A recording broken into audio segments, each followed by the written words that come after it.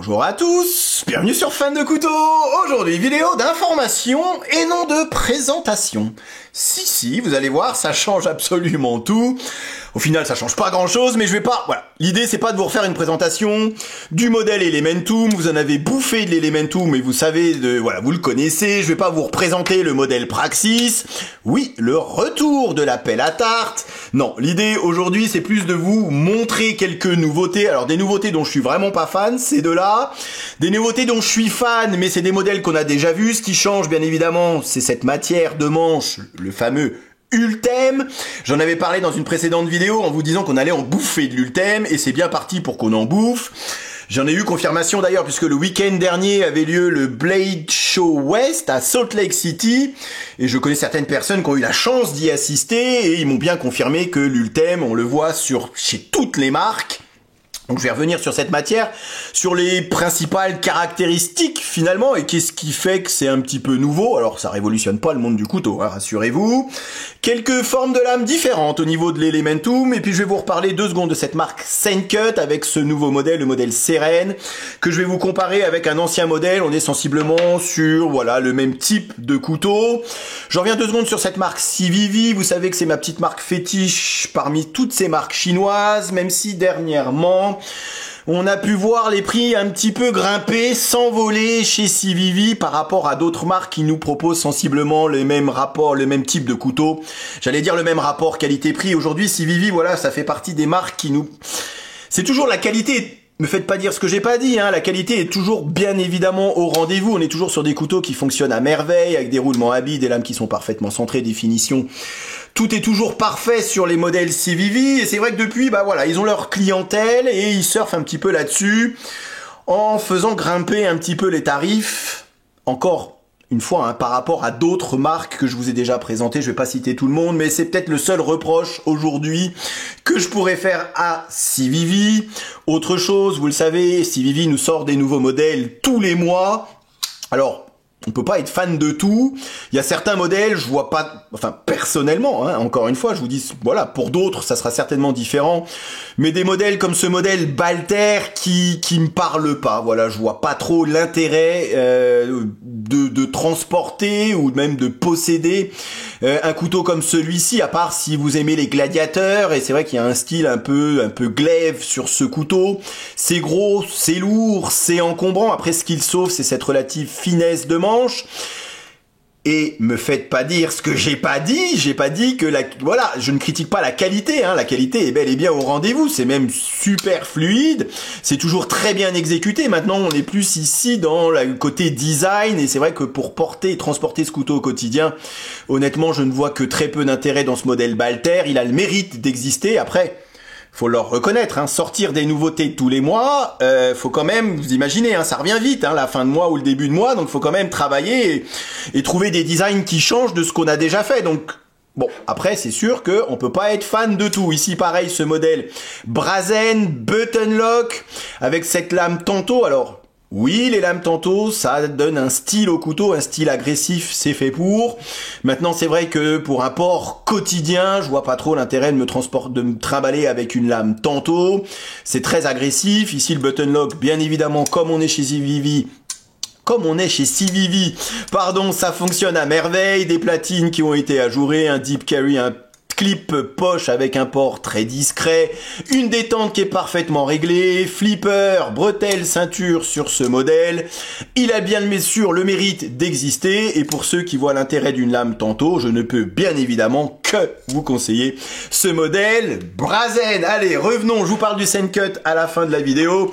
Revenons à ce qui nous intéresse, et finalement le sujet de cette vidéo, c'est cette matière, l'Ultem, qu'on voit, comme j'ai pu le dire, un petit peu partout aujourd'hui, et donc c'est sûr que vous reverrez cette matière chez d'autres marques. Ici le modèle Elementum, ici la pelle à tarte, le modèle Praxis. Alors, nouveauté du mois dernier, c'est ce modèle Elementum avec cette forme de lame Wharncliffe. Vous voyez, on reprend exactement la forme du manche de l'Elementum, sauf qu'en lieu et place de cette forme de lame inoffensive, passe-partout, hyper fonctionnelle, drop point, léger belly et mouture creuse, on retrouve ici un beau tranchant droit et cette forme de lame que je trouve magnifique, je trouve que ça lui va à merveille. Cette forme de lame Wharncliffe, le seul reproche que je peux faire à ces tranchants droits finalement, c'est que c'est pas pratique lorsqu'on commence à découper sur une planche à découper. Pour tout le reste, ça s'avère être génial, voire même être plus amusant à utiliser qu'une lame drop point, donc moins polyvalent, mais tout aussi efficace dès lors qu'on ne s'attaque pas à de l'aliment sur une planche à découper.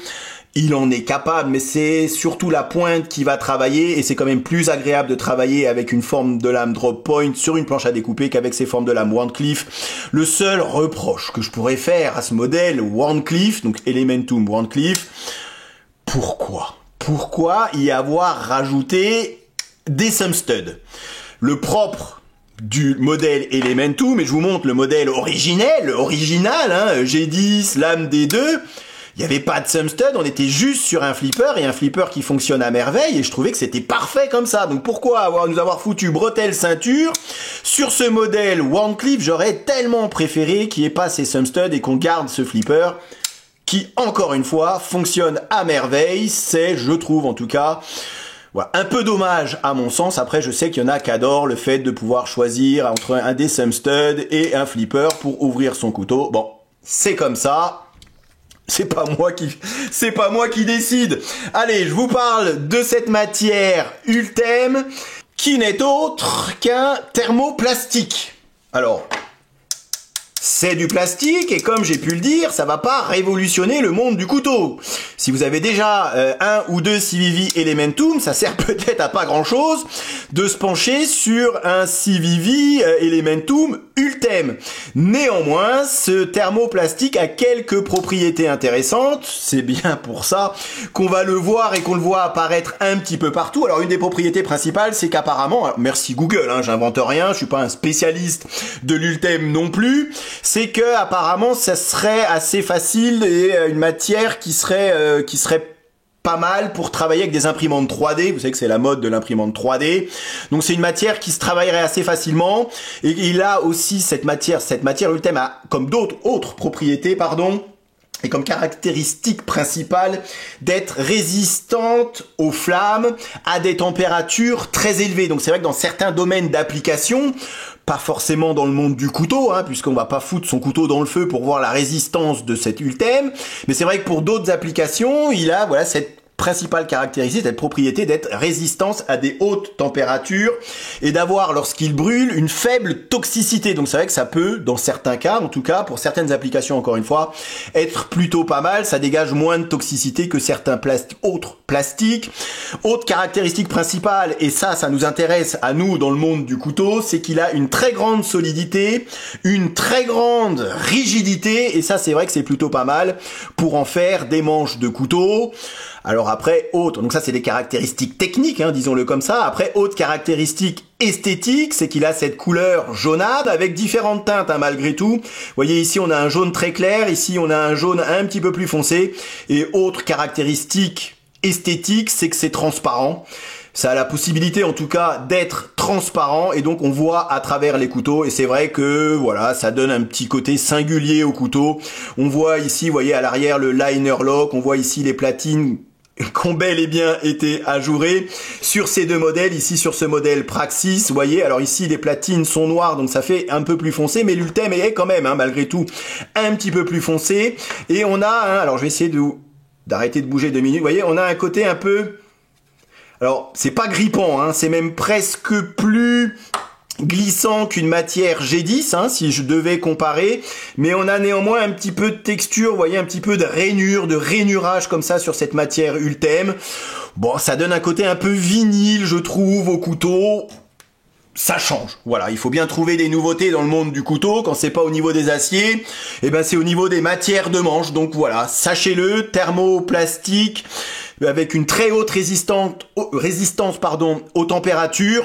On s'en fout un peu, mais en tout cas c'est très rigide, c'est très solide. Vous regardez un petit peu sur internet, une stabilité dimensionnelle également, enfin des choses, voilà, apparemment c'est un plastique qui serait génial, avec certainement un plastique haut de gamme, disons-le comme ça. Et pour résumer la situation, après ça change rien sur les couteaux. Ici on retrouve le modèle Praxis qui est un grand couteau, je vous ai ramené le mini Praxis.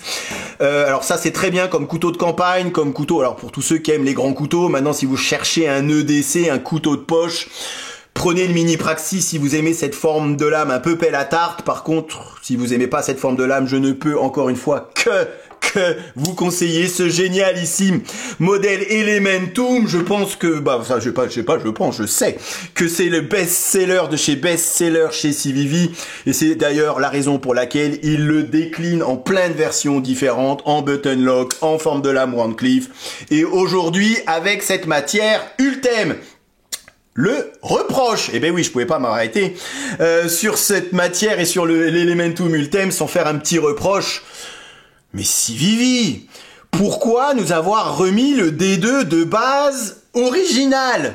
Vous étiez passé à du Nitro V sur cette version button lock, c'est d'ailleurs du Nitro V sur ce Wandcliffe. Mais pourquoi avoir foutu du D2? Est-ce qu'il vous restait du stock de D2? J'en sais rien. Est-ce que c'est moins cher que le Nitro V?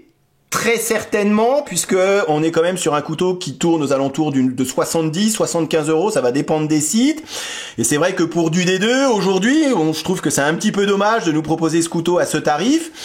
Alors, est-ce que l'Ultem coûte cher? Et puisque l'Ultem, c'est une marque déposée, hein, vous savez, donc voilà, on l'achète qu'à une société propre pour avoir cette dénomination Ultem.